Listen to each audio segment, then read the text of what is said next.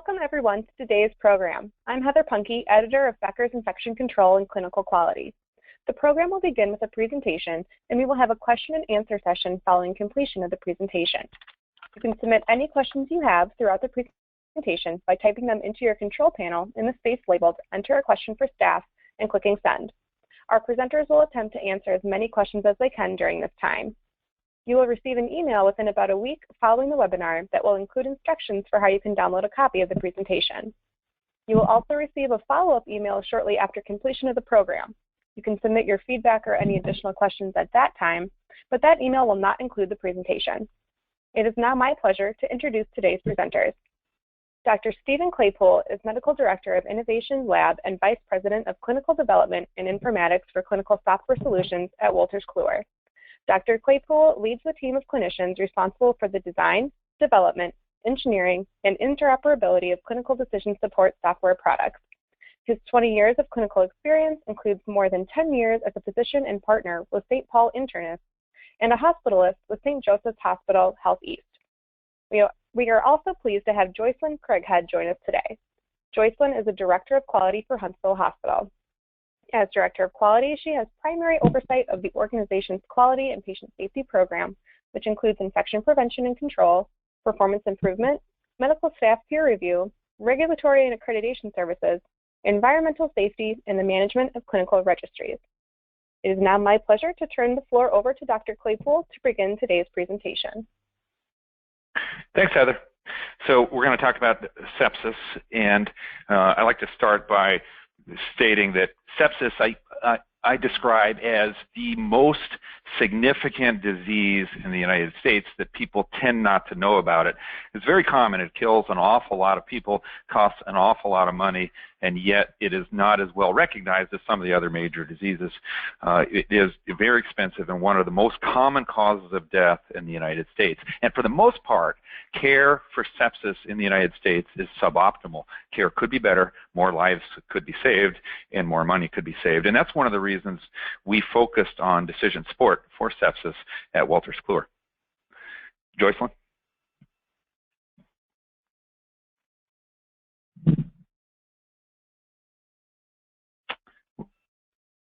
Are you there, Joycelyn? Can you hear me? Yes, now I can hear you. Good. Again, my name is Joycelyn Craighead. I am the Director of Quality for Huntsville Hospital in Huntsville, Alabama. We are a 941-bed facility in North Alabama. We see patients from southern Tennessee along with North Alabamians. We are a regional referral center celebrating 120 years of service to our community. We are the second largest hospital in Alabama and no longer the fifth largest publicly owned health system, but the third. So we are moving right on up there. We have over 700 physicians. We have over 10,000 employees. We have a very, very busy emergency department that sees over 160,000 patients a year, and we are over 40,000 inpatients that are discharged annually. So we are a pretty busy organization. So sepsis. Why did Huntsville Hospital feel that there was a need to address sepsis within our organization? Well, as many of you that probably are quality directors or work in infection prevention and control, we see a lot of data. And when we were reviewing our data, we recognized that our mortality, when looking at our mortality data, that we had a large number of patients that were falling into that DRG of dying from sepsis, and recognized that this really was a priority for us to address what were the issues around these deaths. We had some internal initiatives, but they really were not giving us the types of change and really making substantial changes in our outcomes for our patients. So we were given the opportunity to pilot a study on a couple of units that we did see a higher rate of sepsis deaths. Our respiratory care units, which we consider that one floor, but it's actually 2 units, but it's considered our RCU as well as a general medicine unit, and that was 58 total beds. Next slide. Heather, I'm going to stop for a minute because there's a comment that says there's problems with the audio conference. Okay. Should we proceed? I think we should proceed. Yep, we'll go ahead and proceed and send instructions to that person who is having trouble with their audio. Okay, thank you. Okay, next slide, Steve.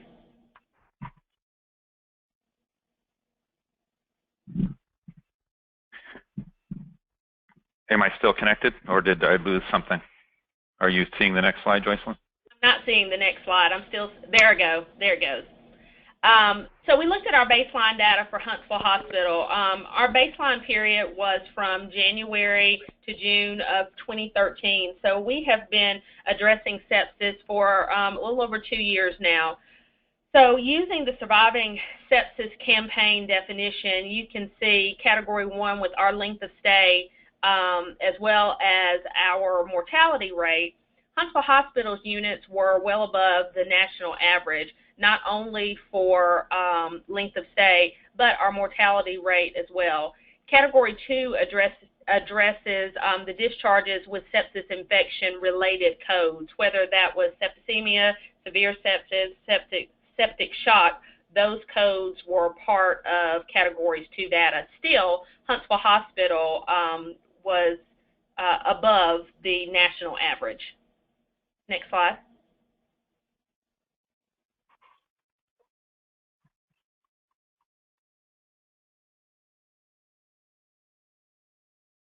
Have you advanced the next slide? I did. I don't know if there's webinar problems.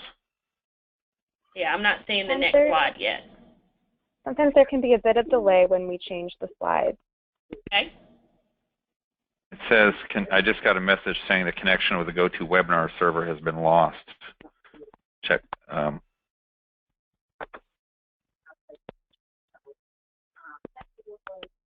I see the slide now. Do you want me to continue?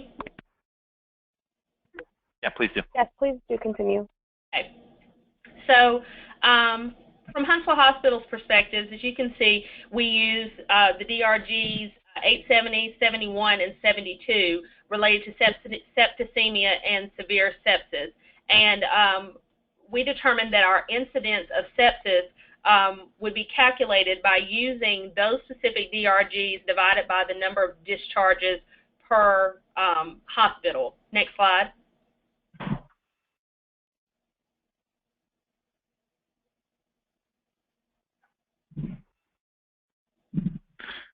Sorry, I'm not sure what the delay is. I've advanced it. It's okay. Joycelyn, if you want to continue on with the presentation, the slide deck will go ahead and we'll catch up with you. There's just a bit of a delay here today. Okay, I can definitely do that. So the next slide that you see should be a comparison slide of the sepsis incidence at Huntsville Hospital compared not only to Alabama, but to the national averages as well. And you can infer from the data that's shown that there are more patients presenting to Huntsville Hospital with sepsis than the national average for similar size organizations, but fewer than the average for Alabama hospitals as a whole. Hopefully I'm catching up with the slides. Yep, I advanced to slide 8. Okay, so change management. Who wants change? This is one that we often ask at the organization. And who doesn't want a nicer work environment? Who doesn't want different outcomes? Everybody is on board with who wants change. But then when you ask the more poignant question of who wants to change, people just don't want their cheese to be moved. So this was definitely a struggle for Huntsville Hospital as it is for organizations around the country. Slide 9. Okay. So Huntsville Hospital formed some unit-based nursing teams. This was pretty drastic for Huntsville Hospital because most of our change efforts were not being led by our bedside staff. You had educators, nurse managers, education specialists charge nurses that were working on different initiatives, but actually empowering the bedside nurse to really make a difference in the outcomes of their patients was huge for us. Additionally, we created a sepsis steering committee and a physician steering committee just to facilitate the process across the units. It created a lot of excitement and awareness to our clinical members. It gave us the opportunity to educate other areas of the hospital about around sepsis and our improvement area. And leadership overall was very engaged in the work that the staff as well as the physicians and the champions were engaging in. We provided formal didactic education sessions with leaders in the topic of sepsis, as well as creating order sets and establishing protocols to be included with the drawing of lactates. Next slide. Slide 10. Okay. So, point of care alerting. We decided that in order for the change management efforts to work, because we had really seen very little change in the efforts that we had provided, and some of that was really just instituting order sets and very minimal education, that electronic alerting would be a definite improvement in functionality to improve compliance with the bundles. What we were seeing was that there were tools that were out there, but they were very poor with their sensitivity and specificity. So you would be more, you would be alerted more. They would not be alerts that actually were pertinent to the care of that patient, which increased alert fatigue, which alarm safety is a huge issue for everyone right now. So we did not want to add to that. So it was important for us to really find something that was sensitive and specific to sepsis. Next slide. So our focus was to use this electronic alerting to reduce all of the false positives that we were getting from others, something that was very highly sensitive and specific. So this tool really helped us take the information that nurses were being presented through labs and vitals and all the other assessments and elements that nurses deal with every day, and sending it to the smart device that they carry with them, instead of constantly running back to the nurse's station, trying to find an available computer. Has this lab come back? Has this have the vitals been entered? Information that's so pertinent to the care of our patients, that timely information that we need to make a difference in the outcomes, we really weren't getting until we were allowed to address the change with the point of care alerting. So our hypothesis was a combination of the change management, the education, the protocols, looking at a different way to provide safe and effective care to our patients, using a more advanced alerting system would result in the reduction of sepsis mortality. Steve, I'll pass it to you. Thank you. So, again, Steve Claypool with Wolters Kluwer. Let me just fill you in a little bit about Wolters Kluwer. We're a large company, a global company, headquartered in Europe, so we report our revenue in euros, and we have multiple different vertical groups in the spaces of health, legal, regulatory, tax and accounting, and financial. Some of the brands that you've heard of within our health space include UpToDate, Provation, our drug information products like Lexicomp, Metaspan, our surveillance products like Sentry7, and Health Language for terminology. And our goal was to take our content, our expertise, our resources, and deliver that alerting platform that pushes decision support to the point of care. So we knew we needed to build a system that Joycelyn was describing that was both very sensitive and specific, and pilot with a site like Huntsville that knew they had a sepsis problem, and it was a focus to work on that program, and they would put energy into the change management process so the alerting wouldn't fall on deaf ears. And we built this product over the last 4 years, and we built it to pull data out of the EHR system, and we work with all major EHRs, and we pull information like vital signs, medications, patient demographics, labs, and also very importantly, we need to pull comorbid medical conditions that we are pulling from the nursing intake form at Huntsville Hospital, although at other facilities we may get that data elsewhere. And we pull that data up into our cloud-based engine where we run rules against the data and decide if there is relevant decision support to push the point of care.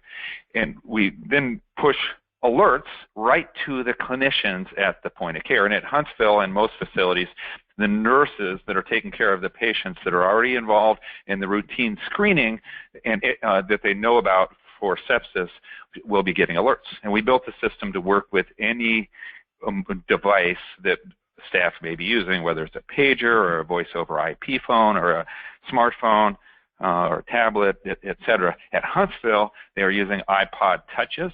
We sent the alerts right to the nurses that are taking care of the patients, letting them know about sepsis conditions.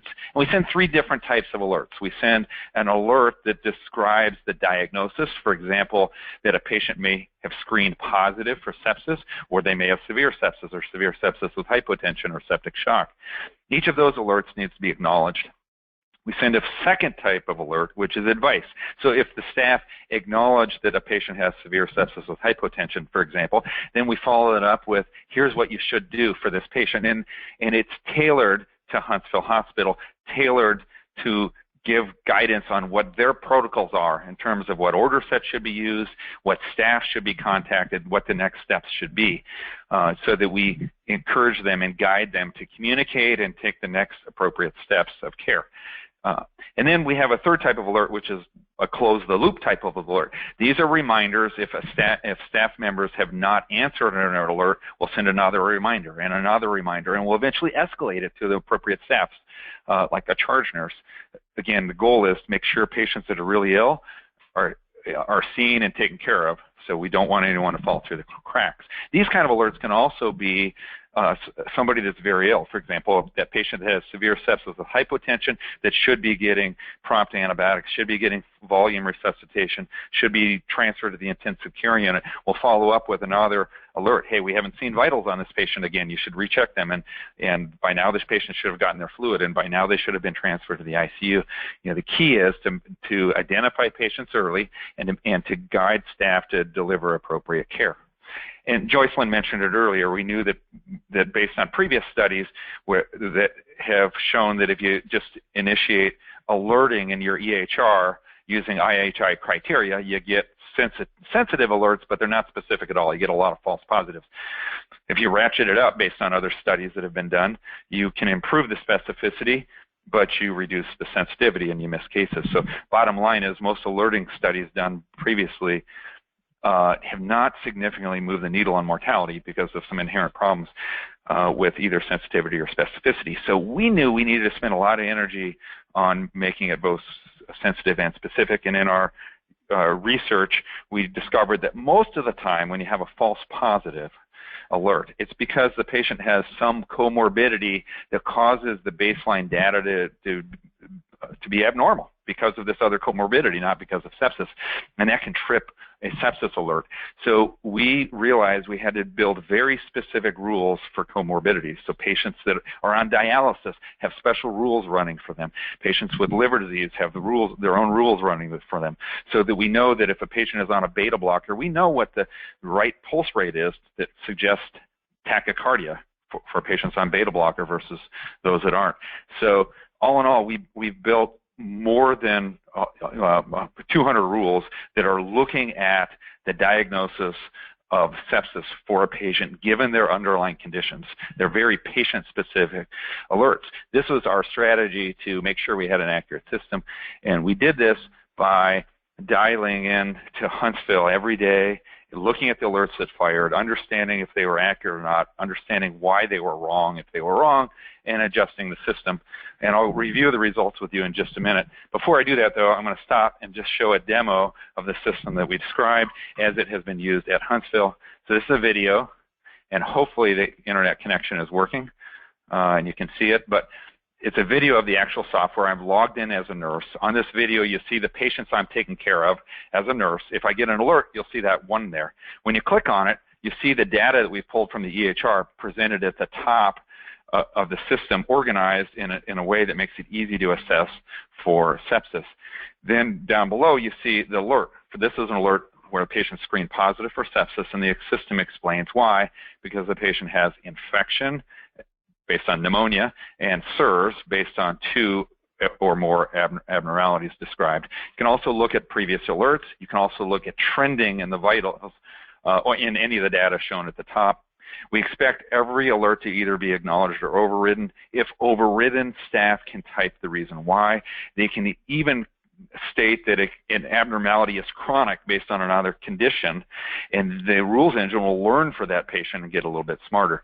But our specificity is very good, so most alerts are acknowledged, in which case the advice alert will follow and say, hey, for this patient, given on their current status, this is what you should do. And that will vary based on the patient and their condition, but it will guide them to the appropriate protocol at Huntsville.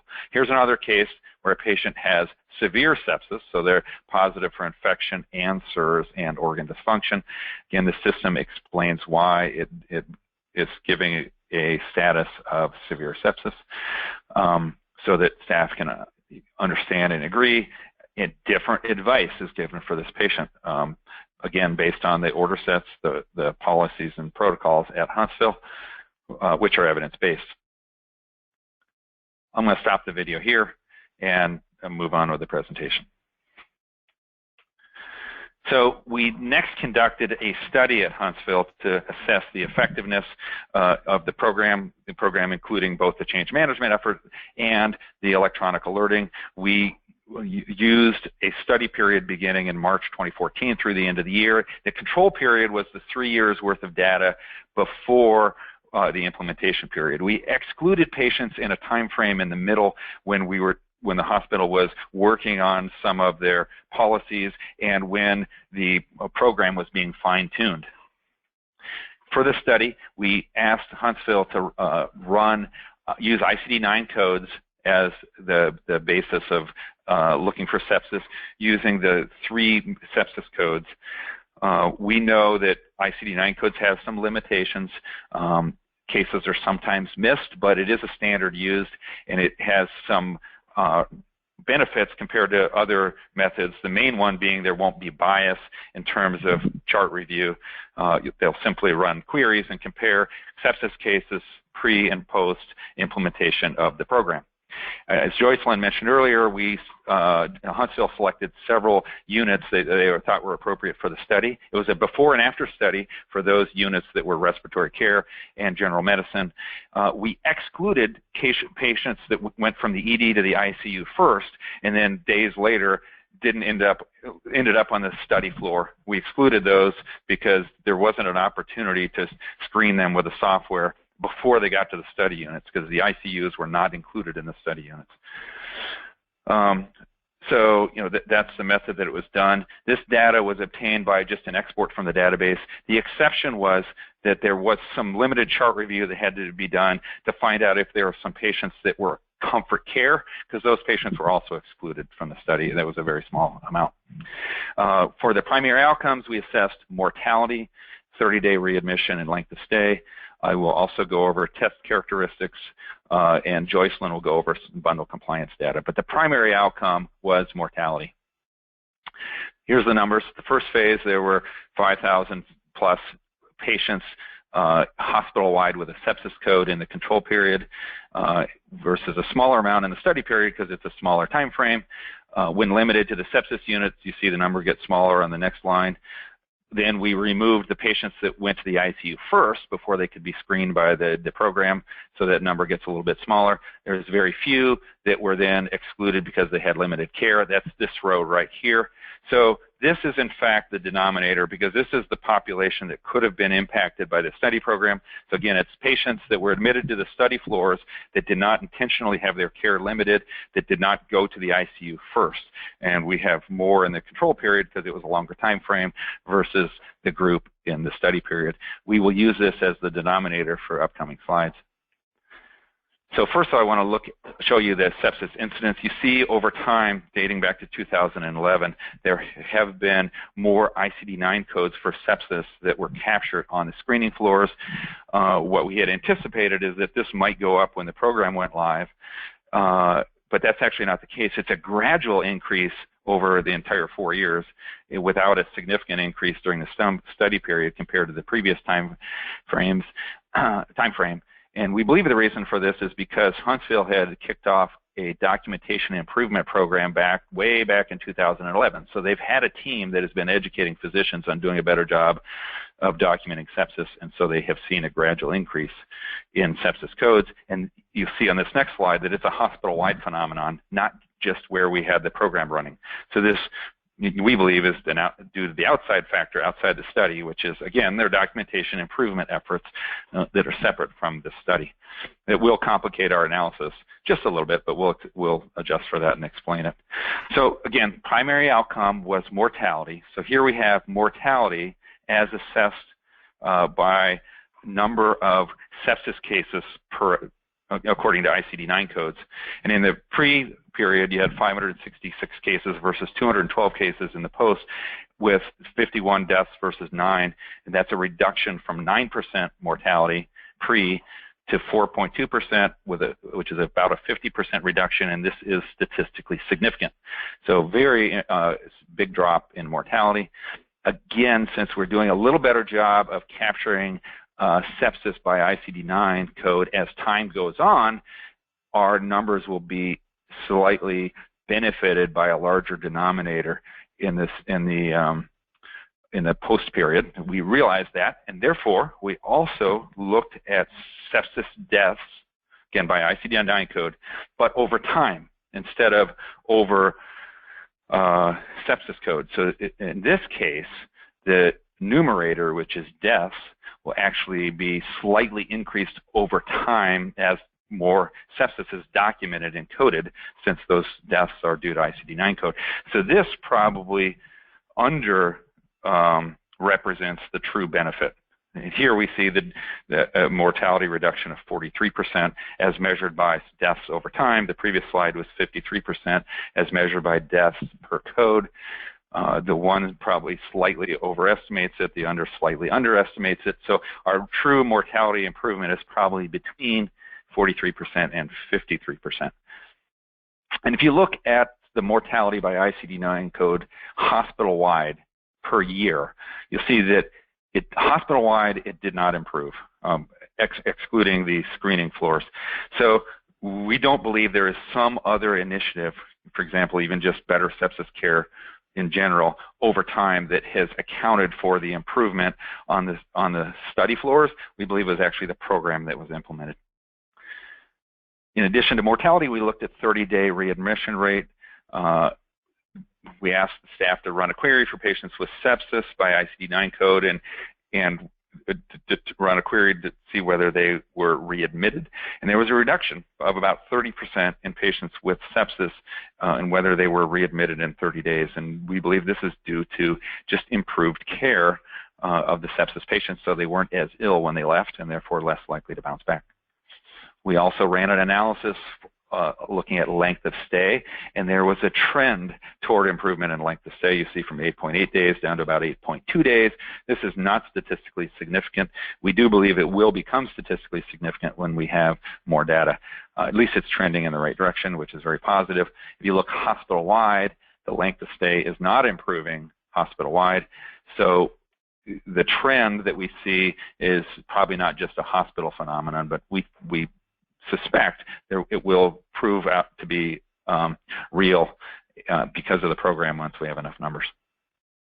So again, primary outcome was mortality. We saw a very significant reduction in mortality in the study units of approximately 50%, with a secondary endpoint improvement of reduction in 30-day readmission. And then we also assessed the test characteristics, in other words, the sensitivity and specificity. For this analysis, we did not use ICD-9 coding. There wasn't a reason to do a pre and post comparison because there was no pre. There was no alerting pre. There was only alerting post. So we're really just assessing the sensitivity and specificity. To get that number, it's better than using ICD-9 code. It was more appropriate to do chart review. So we had a team of clinicians look at every single chart for every patient that was enrolled in the program for about 3 months, and they blinded to whether or not alert occurred or not. The clinicians made a determination of whether or not a patient had sepsis or not, and then separately we figured out the patients that had an alert or not, and we created our 2x2 table in order to calculate sensitivity and specificity and positive predictive value. And before I show you those results, I thought I'd rediscuss what I mentioned earlier, that the way we were able to obtain these excellent results is by taking into account significant comorbid medical conditions, so that we're running different rules on patients with various diseases. This is a pie chart that at one point in time had a list of all the actual conditions and the percentages that they occurred. But these are conditions that happened in patients like COPD and liver disease and renal failure that influence the rules and that that have their own rules run to help us with the sensitivity and specificity. So here you see the first thing we measured was positive predictive value. And as we adjusted and fine-tuned the system based on extensive chart review, you see that the positive predictive value goes up. Once we were satisfied that the positive predictive value was excellent, then we did, here you see false positives going down accordingly. But then we did an analysis for sensitivity and specificity, which required 3 months of reviewing every chart, as I had described earlier. And based on this analysis, our sensitivity was 95% and our specificity is 82%.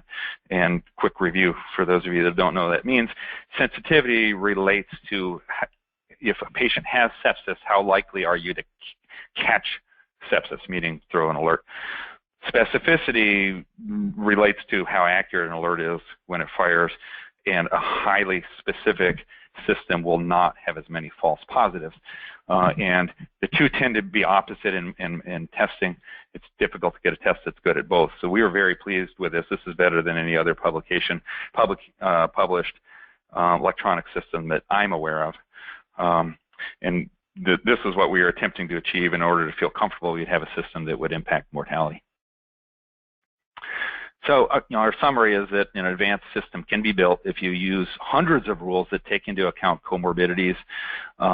Then you can build a system that is very accurate with both a high sensitivity and a high specificity. And then the last thing we assessed was the bundle compliance, and this is early data, early in the phase of the study. There's been more data since then, but I'll turn this over to Joycelyn to review. Okay, thanks, Steve. So looking at our bundle compliance, although we have made great strides in our compliance overall, we still have opportunities or an opportunity for improvement. The first colored boxes represent the actual bundle measure. The larger number represents where Huntsville Hospital is, and the smaller number represents results of the international guideline-based performance improvement program targeting severe sepsis, and that is from the Surviving Sepsis campaign. So as you can see from the initial lactate measured, we are on the lower end, but still within an acceptable range for performance.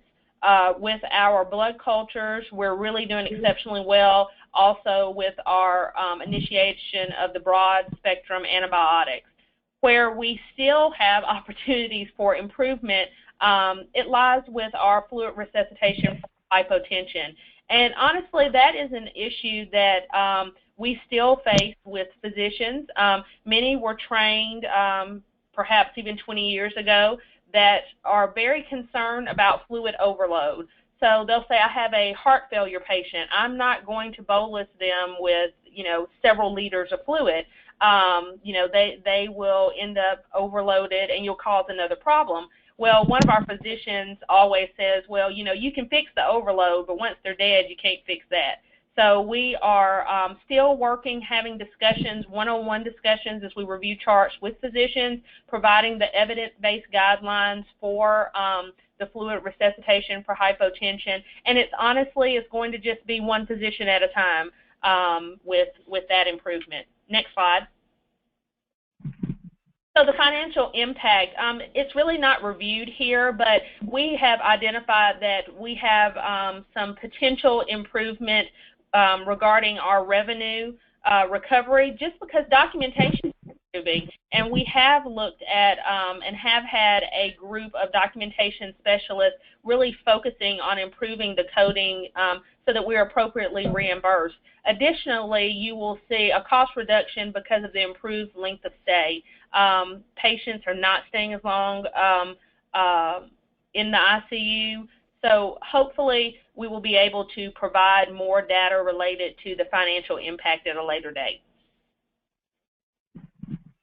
So summary of our compliance, as I've stated, you know, we still have opportunities, but regardless of that, the alerting system, the robustness of our protocols, which when we feel or when our staff relays that perhaps they need to be tweaked, we are very open to those improvements, because that is just part of ongoing change management, and that change occurring at the bedside nurse level has really made a difference in the care and treatment that we've provided to all of our patients.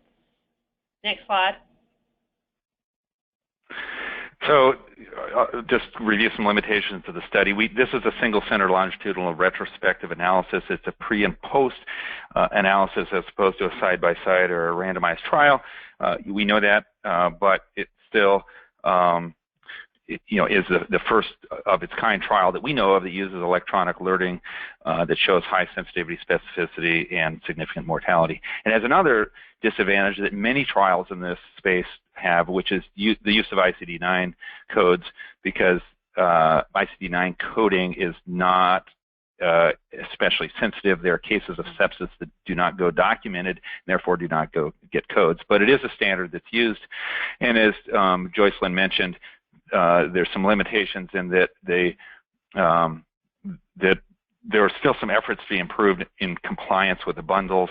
Nevertheless, with the improvement in early detection and the improvement in treatment, we still saw benefits. We just don't really understand what the true benefits could be if the compliance was at its fullest, and if we also added other providers to the system, especially physicians. For Huntsville, only nurses and charge nurses received alerts, and they were directed to contact physicians for further orders.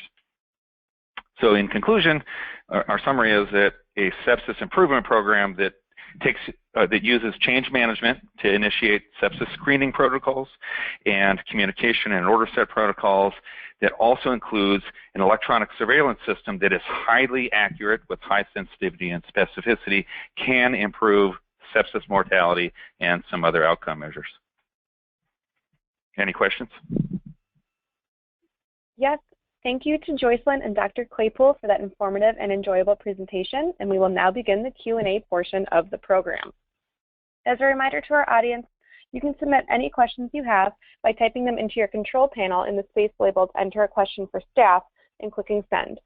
Our presenters will attempt to answer as many questions as they can during the time we have for the Q&A.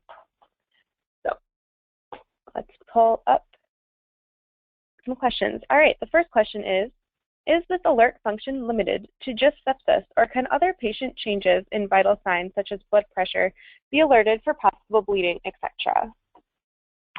For this trial, we only assessed sepsis. Sepsis is also the first condition that Wolters Kluwer has worked on, but our plan has been to add other conditions. Right now, we're working on using the basis of Muse criteria for alerting. And just like we did for sepsis, where we started with the basics for IHI criteria for sepsis, and then we added hundreds of rules to make them more specific, we plan to do the same thing with Muse, to start with the basics and then add a lot more specific rules to get a smarter, more accurate system for alerting. Such a system will, we envision, help with looking for bleeding and heart failure and PE and other urgent conditions, and Huntsville is interested in deploying Muse, so we will be collaborating with them on that initiative as well. Great. Thank you, Dr. Claypool. The next question is, does the algorithm use any administrative data or only clinical data captured at the point of admission or during the initial admission to the ED or into one of the 2 pilot study units? The system just uses clinical data. It uses vital signs, medical problems, medications, lab tests, and changes in those over time. We have demographic information, and we use that not in running the algorithms, but in understanding assignments of patients where they are, and we use I guess it's administrative data that ties the patients to the nurses that are taking care of them for the purposes of understanding which staff should receive alerts. Okay. Here is another question. What data did you use to discuss fluids with your physicians? Joycelyn, do you want me to handle that? That's kind of a change management discussion. So, okay, so what data? Started with the IHI Surviving Sepsis Campaign guidelines for fluid resuscitation. There's been a lot of discussion and trials in the last several years looking at some details around whether or not care is better when it's directed by protocol or not, and there's some discussion around whether there is some fluids that are better than others. All of that was discussed in Journal Club in the Huntsville sepsis meetings, but and there's a lot of details that are probably too much for this meeting, but the bottom line is that an important factor was still trying to have a severe sepsis with hypotension order set, the very specific order set for the state where people should get fluid, guide clinicians to give an early bolus of fluid. The remainder of volume resuscitation was handled outside of this program once patients get to the ICU.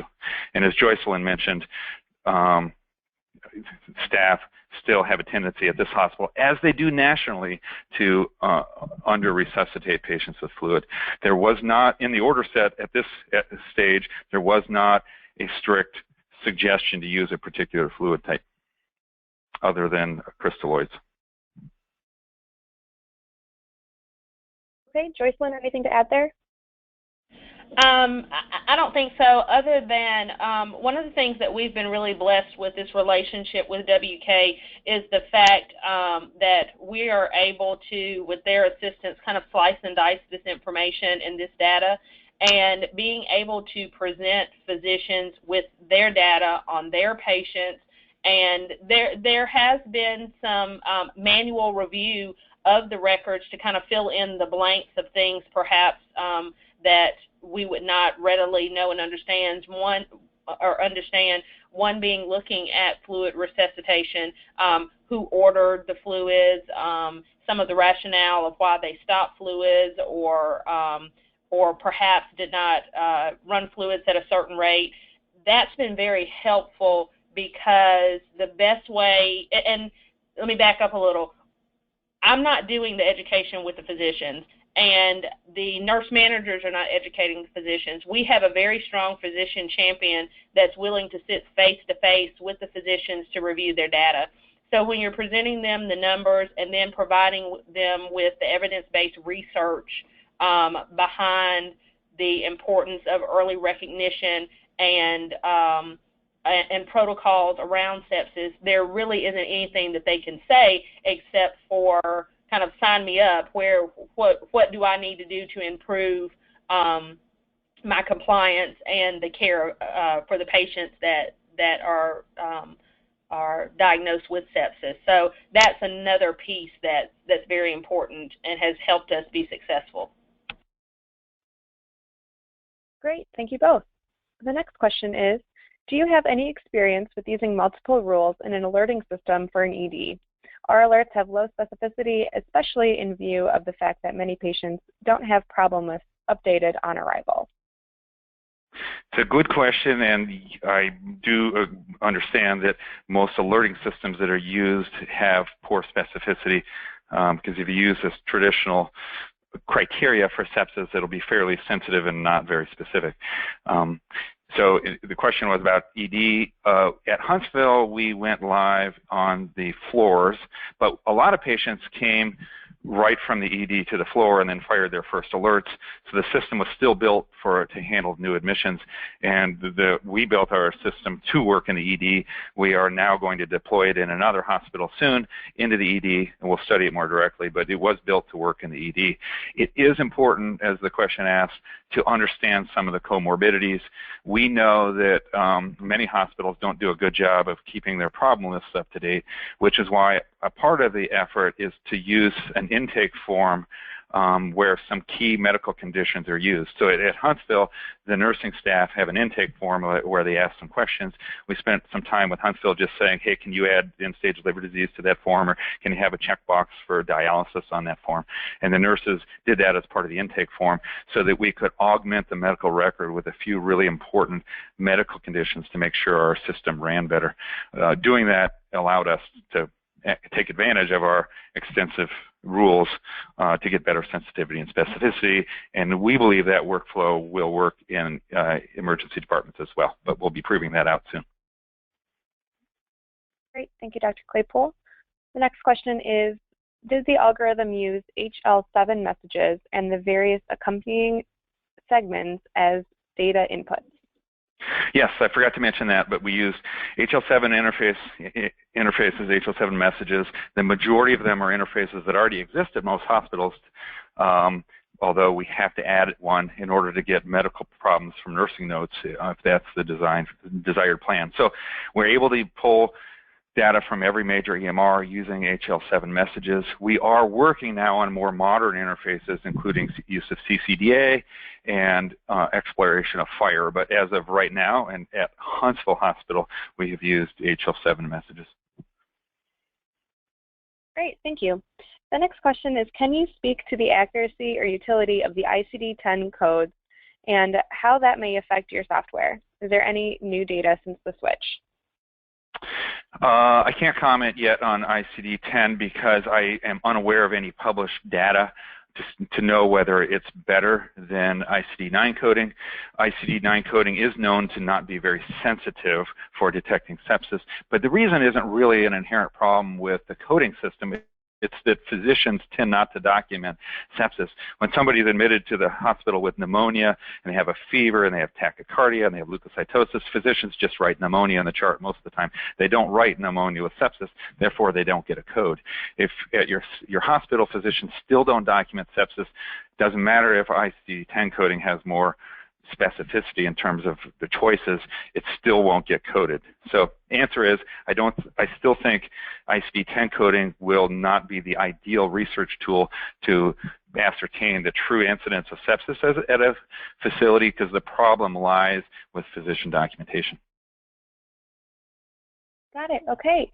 Unfortunately, time for the Q&A is up. I want to thank both of our presenters for your excellent presentation and for all of our audience members for participating today. We look forward to having you join us for future webinars. This concludes today's program. Have a wonderful afternoon.